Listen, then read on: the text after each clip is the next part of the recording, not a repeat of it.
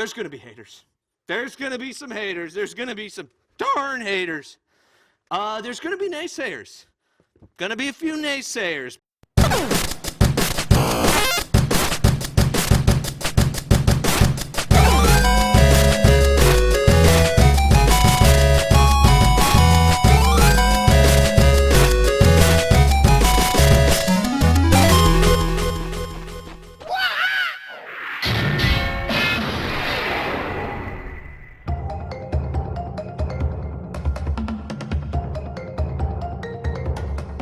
This past year has been absolutely insane. God, I'm already sick of saying that. Since this remake was announced at E3 2016. Yes, it's a remake, don't try and dispute that. And followed up with a trailer at PSX last December, I've been dreading this moment like the fucking plague. Genuinely below average trailers in my opinion, and way too much of the game given away for free leading up to its release, along with the fanboyism running at full force, unlisted losers leaking shit, and literally every fucking place on the internet spoiling shit well in advance. Don't give me that you don't have to look at it shit, because here is a perfect example of when that doesn't apply. Oh hey look, spoiler alert, holy shit, Coco is playable! It's impossible to avoid, and that's just the beginning of it. I've certainly had a lot of my overall excitement executed because of it, unfortunately, but finally getting to hold the game in my hands has helped me to forget all about it. So, now we can just focus on our prize for 9 years of waiting. The perfect place to start is with the opening logos. While it's far from a turbocharged extravaganza, Vicarious Visions have clearly put love into this with the bouncy, comical animation seen here and throughout the entire trilogy. Now I have to score this standalone game somehow, so here is what's going to happen. In my opinion, a remaster from the ground up should in theory be as good as the originals, if not, become the superior method for playing these games. And the way I'll be judging that is as follows. I'll be taking a look at each game and assigning it a score for comparison to the originals, then the average of those three scores combined will be my final score for the Insane Trilogy. Now the brilliant foundation has already been laid for this game, so don't expect the quality to fluctuate to any extremes. I can tell you right now, this is going to come down to control and fine details alone, so there will be a lot of lesser important details brought to light in favour of continuously echoing the high quality level design and gameplay we've had for 21 years now that most everyone has already done to death. And as I'm sure you've figured out, the graphical quality here is absolutely stunning, even when it's not in full 4K. Please fire that person, what a terrible buzzword. I bet it was someone at Activision. The entire game looks very good as the originals looked in their day, and still do look in 2017. And compared to stuff we've seen earlier on, VV have done wonders listening to the fans for that perfect look. So with that, let's jump into Crash 1.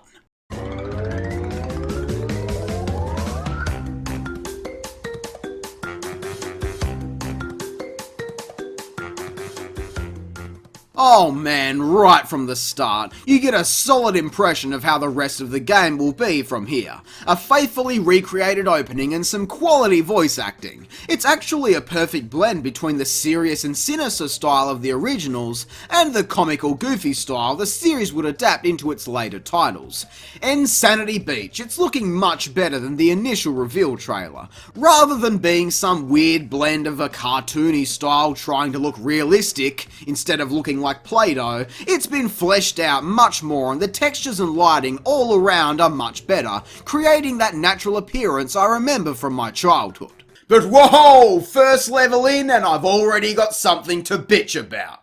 What the hell is up with this? Those boxes appear a lot slower than I remember, and this is a common theme throughout. Yes, I understand that some things are going to be different, but why things like this are slower rather than the same, if not slightly faster, is beyond me. It's just kind of weird at first, as a long-time player, but I did get used to most occurrences. First shot of the map, and yeah, I'm fucking keen to run through this game. Everything looks so fucking good. I've heard it elsewhere, but yes, this is how my eyes saw it as a child, and I'm loving every minute of it. Of course, the transition from the native village through the abandoned ruins and Cortex's industrial nightmare feels as much like a journey as it ever did, although the loading screens is something we have to talk about. While not excruciating by any means, it's an eternity compared to the originals. This is due to one thing: the game is loading entire levels at once rather than the space Crash is located. Had they stayed true to Naughty Dog's original innovation, these loading screens could have been almost non-existent, which in this modern age would still stand out amongst its competitors. But my issue is less to do with this, and more so, the state of these loading screens. Come on! Dull hints at the bottom explaining simple, and at times more lucrative advice, which is good for new players. But it's just a blank screen with text and Aku Aku hanging around like a total creep. Had they let me move his dumbass around the screen to kill the time, I wouldn't be on and on about it. And some of these hints are just outright spoilers, or are so overkill that it really defeats the purpose. It is a moot point though, as it's worth every second loading these levels, as the biggest improvement by far for this game is the control. Wow, is this such a huge improvement? Rather than cursing and constantly forcing Crash back from the brink of death, the precise movement in the first game is such a godsend, as you've actually got time to enjoy the levels now. Along with that, as the first game is notorious for its difficulty, requiring you to smash every box without dying for a gem, well now you can die all you want. Die, fucking die. Kill that orange bastard for the rest of time. And the same can be said for bonus paths. They can be attempted as many times as you please, really making this game fit in nicely with its sequels, as the bonus stages are nothing more than that. Bonus stages. None of this only getting one chance to save bullshit. It's such an improvement. I think it was clear from the get-go that the first game was going to benefit most, as the original was built on shambles and said by the creators themselves, it was a fucking mess. Well, they didn't say it like that, but they did say that it was a bad game, which is true to some extent. Yes, it was fun and very innovative for its time, but also outdated for its time and very challenging. I do like, however, that they've kept that challenge for coloured gems, meaning Slippery Climb is going to terrorise new players. Speaking of Slippery Climb, however, I'd like to bring attention to something that really disappointed me as a long-time fan. I used to be scared of these games as a kid. The over-the-top supernatural characters and mainly the intimidating atmosphere and tone is something I'm really nostalgic for, and that just is not here. Now in fairness, a good chunk of that intimidation comes from the primitive technology, but the generator room and temple caverns were still scary for fear of the unknown, and Slippery Climb was scary for the high-risk platforming and intense atmosphere, heightened by the subtle soundtrack Crash 1 is known for.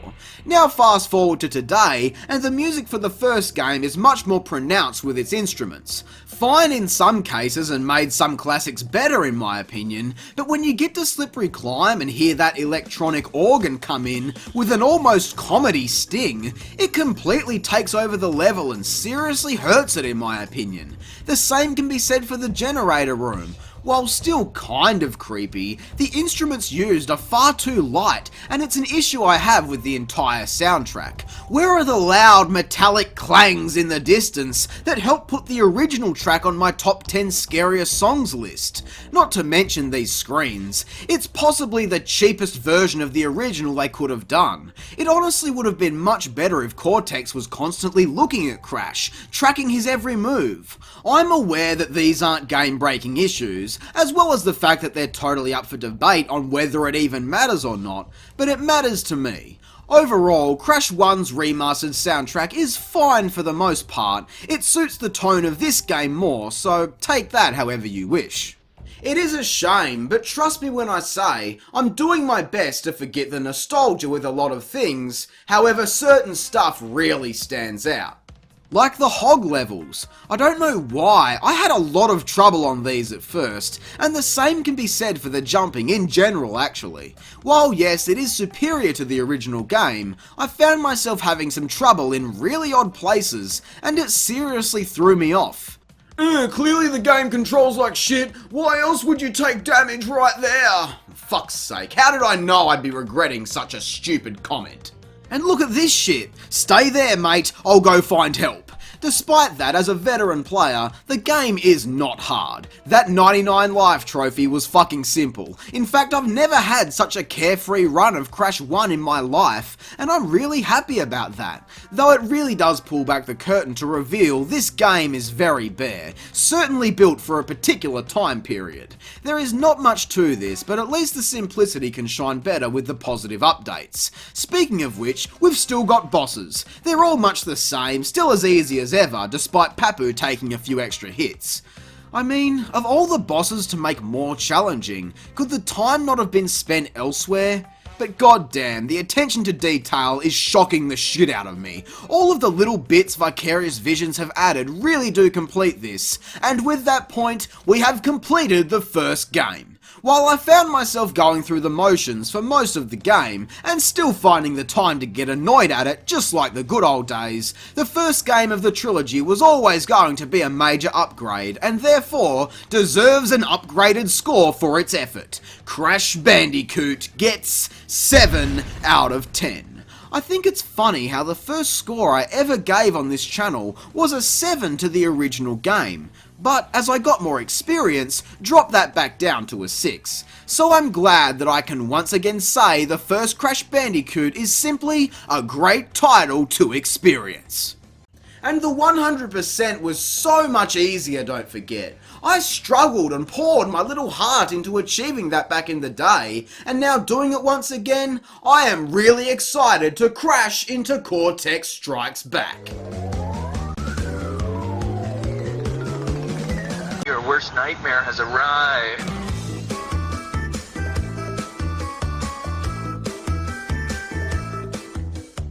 The first game I ever played and the first game to scare the shit out of me. Happy to say that despite my expectations, the intimidation is still very present in the opening cutscene for Crash 2, and the facials are riveting. I kind of wish it went on longer, like an extended cut. So good. Now, as I'm sure we're all aware at this point, Coco sends Crash off to find her battery. Well, now you can get that shit yourself, bitch, and bring me back some goddamn gems while you're at it. Yes, Coco is a fully playable character this time around, across all 3 games. An amazing addition while only cosmetic, still good nonetheless. The way they explain it is also fun, using the time twister from Warped and just being like, time travel, that's why. It's fun playing as Coco, though I only really used her when I go back for missing items. Immediately though, much like the box bridge in Crash 1, I've already got something to moan about. Why are these holograms so shit? Yes, the animation is priceless, but where is the lens flare? Where is the graphical glitching and audio disruptions from Coco's interference? One of the best parts about this game, kind of ruined in my opinion. And yes, I do think that this is an important detail to consider when scoring. As the original game sitting on an 8, the final polish is an important factor, and this is just cheap. But beyond there, this is Crash 2 as I remember it. The levels all look phenomenal, the more realistic rain and ice are a treat to the palette, and while some areas are less appealing due to the colour scheme used in the originals, they were at least faithfully recreated, which is all you can ask for. By far, my favourite levels in the entire game are the Ruin levels, which is awesome, because I had my doubts early on. The music this time around, however, while a much more consistent quality, despite them suiting the tone of this game, mostly bomb compared to the originals. As I said, the music is just far too soft. It doesn't leave any impact. Don't get me wrong, it's all still very good music in my opinion, but it's suffering purely because of the reigning champion. Come time for the bosses, Ripperoo is kind of sucky. Yes, it's the original boss fight, but as I said earlier, some other bosses throughout the series could have benefited more from an overhaul. I mean, God, even one extra hit with a totally new pattern that's much crazier would have thrown old players in a good way. The Komodo brothers are somehow simpler, another example of the difficulty being a bit lopsided. It's shorter for one, but it should have been made longer, or at least more challenging. But a new warp room and new things to talk about. Polar is broken as fuck. Well, it's not that bad, but something about his momentum is just plain wrong. They seem to have slowed his forward speed or made his horizontal movement faster, which makes it feel backwards. I'm not impressed considering the tight controls we've come to love, and the same can be said elsewhere in Crash 2. As I alluded to earlier, the controls across the trilogy are slightly heavier in the jump department, and hitboxes require much more precision. This results in some otherwise easy jumps becoming much more of a challenge and draining my lives faster than ever before. I could not make this jump for the life of me. Normally you can just force the button down and jump fairly easily, but the only way I could pass this and a lot of other jumps was with a slide beforehand, and I've never crouch jumped so much in my life. While I can appreciate the added challenge for a game that is considered easy, it does cause the odd difficulty spike about the place, which wasn't heard of in Cortex Strikes Back, though I did kind of get used to it.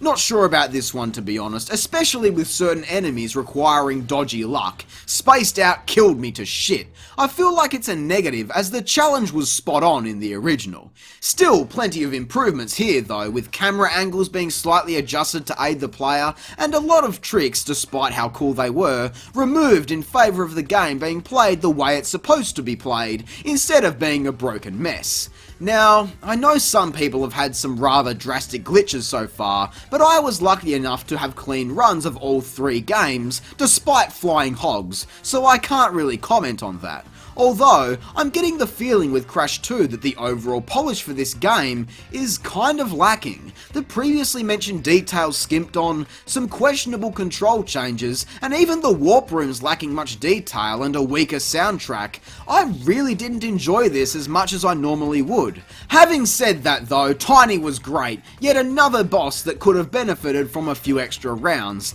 And Engine... damn.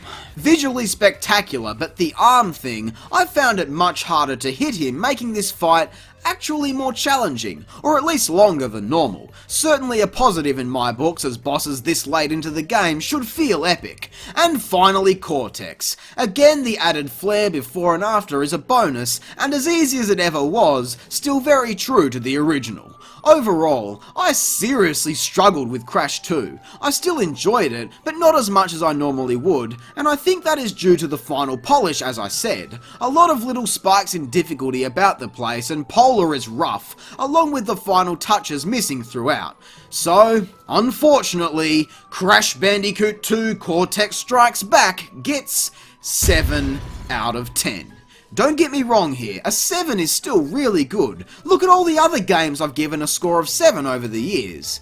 But it's not an 8, which is a shame. Despite all of the gorgeous levels and music attempting to be faithful, Vicarious seemingly spent a little too much effort polishing new details over some existing ones. This was always going to be a tough one to beat though, and judge accordingly.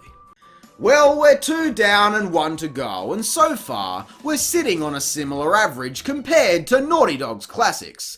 So finally, let's end this good time and warp into Crash 3.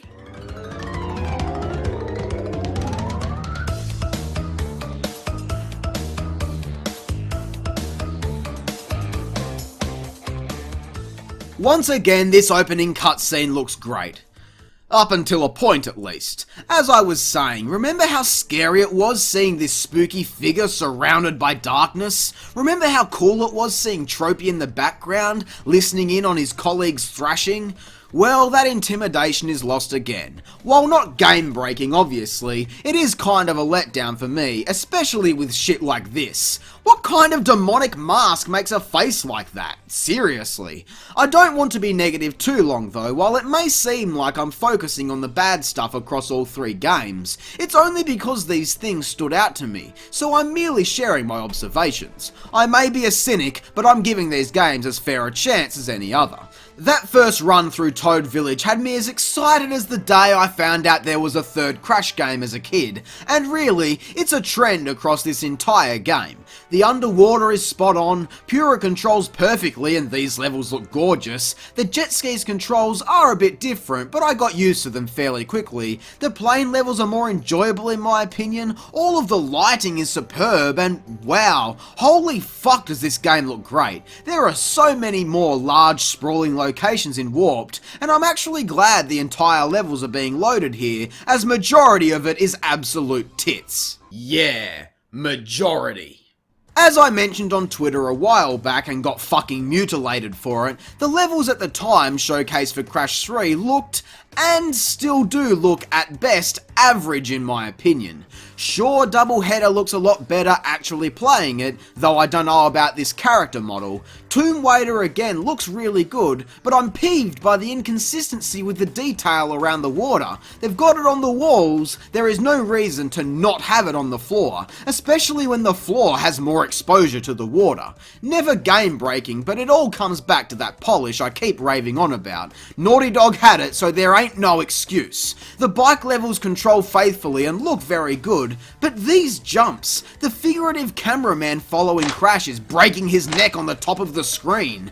And what about the future levels? Yes, the main strip looks great, but what about this? What the fuck happened here? Where are all the lights, extra signs? This game is on a monster system, so there is room to go totally overboard with details, but no. Instead you can see the back of the fucking level like it exists on a cheap soundstage. Flat, grey, metallic garbage is all I see. It's like VV slammed the exclamation crate and built the entire level.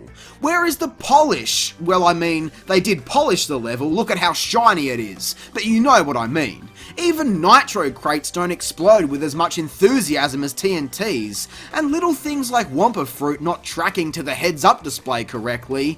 I will give them credit, the details they've added, such as a bird to hint towards otherwise cryptic secrets, are certainly welcome, but when levels can look like this in the final product, what the hell happened? Out of the 3 games here, Warped is by far lacking the most as far as details and crisp level design are concerned, in my opinion. Again, this is a case of me favouring the negative conversation, and while I did enjoy playing this more than I have since I first played it, the bad points only stood out even further because of it. On to bosses now. I am very happy with the new cutscenes. They're all well enough despite some lines being delivered poorly. I do love Tiny getting up close to the camera, and his boss fight is as expected. Another round would have been nice, but it's fine overall. Dingodile on the other hand, wow, this boss fight is so much easier and it's missing sequences. Gone is the extra lap on the second round to trick the player into stopping so they get toasted. And when the fight is over, where is it? Where is one of the most iconic lines of the entire series? You thrashed me, mate. No worries, but you'll soon be up against much worse. That added to the journey. While it was a complete lie, there is no reason not to include it. In fact, it makes more sense in the Insane Trilogy because Crash is soon up against much worse. Tropy is the absolute dregs of this entire game. Sure, the fight is fine, but it always was. It's the pathetic build-up of this lower-tier Disney villain and the opening that kills it. The hell was that? I've made more convincing animation myself with Hot Wheels, for Christ's sake. I said it at the start, but I'll repeat myself. The scoring of these games is going to come down to details, and Warped is in the doghouse for sure. For being a naughty dog.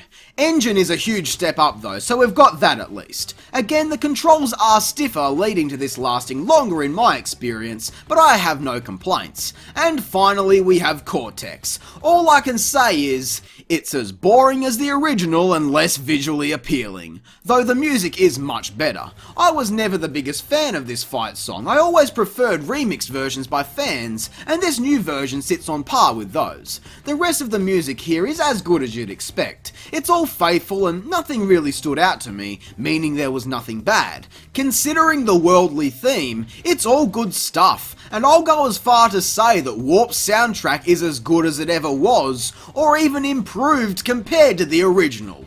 Yes, it's still missing those heavier instruments, but for the themes in this game, it actually works, so good job. And that brings me to the final stage of completion, Relics. While not required for 100% outside of Warped, Relic challenges are now available across all 3 games. I got a good reminder of why I always hated these to begin with. I mean, look at this! That cost me a platinum time for the record. Bullshit. But these days, I can appreciate the skill level required to get good times. We're allowed the speed shoes in Crash 2, but in the first game, it's nut up or shut up. You really do have to master these stages if you want a good time, and considering the levels aren't built for speed, a single mistimed jump can kill an otherwise solid run. I love it. Honest to God, I really love the relics all throughout, which is something I never thought I'd say. They're a strong challenge, rivaled only by collecting gems and saving in the game that started it all. As for Crash 3, I'm walking a fine line with my score right now. Like I said, I did enjoy playing this more so than normal, but there are things wrong here. Shoddy, almost rushed detailing and the lackluster boss affair hurts this game for me. But on top of that, I feel the soundtrack is stronger in ways, and in all honesty, I can't justify being extremely critical over minor details. So Crash Bandicoot Warped gets 7 out of 10. It's Crash 3, what more do you want? It's as good as it ever was in my opinion, and while the least affected by the remaster from the ground up, actually benefited from that. Going into this, I knew the first game was going to improve the most, and I had an inkling that the third game would suffer, but I'd attributed that to shoddy vehicles, which wasn't the case at all. Gameplay wise, everything is spot on, if not improved for the most part, even with this shit. So with it all said and done, how does the N. Sane Trilogy stack up next to the originals? Well, despite some minor shifts here and there, the overall experience is as good as it ever was. The Crash Bandicoot N. Sane Trilogy gets 7 out of 10. The original set a high standard of quality and presentation that was always going to test this game, and despite what I've had to say, this was the most fun I've had playing Crash Bandicoot in 10 years. Everything is much more consistent across the board now, as is reflected with the individual scores, yet we can still see and appreciate how much these games evolved over time. I asked Twitter which of these 3 games they preferred, and damn, not much love for the first game. That's really interesting, because my personal favourite of the trilogy was Crash 1, because despite its simplistic nature, it's finally a solid experience that feels like it belongs with its younger siblings in a truly fantastic trifecta. And while I'm sure I'll still find myself returning to the originals in the future, I know that I'm not done with N. Sane either. On par with the original games, all I have to say is thank you to Vicarious Visions for not fucking it up. You brought us a faithful, authentic, yet still original product for us to enjoy for years to come. But as a community of fans who love and almost worship Crash in some cases, I am saddened by the negativity shown by so many leading up to this, myself certainly included. Arseholes with strong opinions stretched thin over 140 characters. And those who, rather than remaining positive about the game, took to battle against those with different opinions, and the overall level of content and channels that have spawned, and will continue to spawn from this point forward, simply to cash in on the orange marsupial, is actually quite disgusting to me. Trust me, I understand how YouTube works, and now that you've got your views, have fun trying to keep them as Crash slowly falls out of relevancy over time. But what was it all for? The game was great, as I'm sure we all knew it would be, so why did we spend so much of our energy on this petty bickering? I hope going forward we can come together as a community to celebrate genuine interest in the future, as opposed to generating toxic vibes online. As for the Bandicoot himself, well, I'm here to take back something I said. Previously, I've stated that I'm really not interested in anything new for Crash, for fear of failure. But this new release has left me with a sense of curiosity and wanting more. So while I don't want a new series of games or anything like that, a new adventure to seal the deal would be spot on. And as for Vicarious Visions, well, there is a purple PlayStation mascot out there waiting for his trilogy. So while you work on that, I'm going to take a look at the long lost treasures of his franchise. But until next time, I hope you enjoyed the video. If you did, be sure to leave a like, subscribe, and share. I'm Square Eye Jack, and I hope you have a great fucking day. Thanks for watching.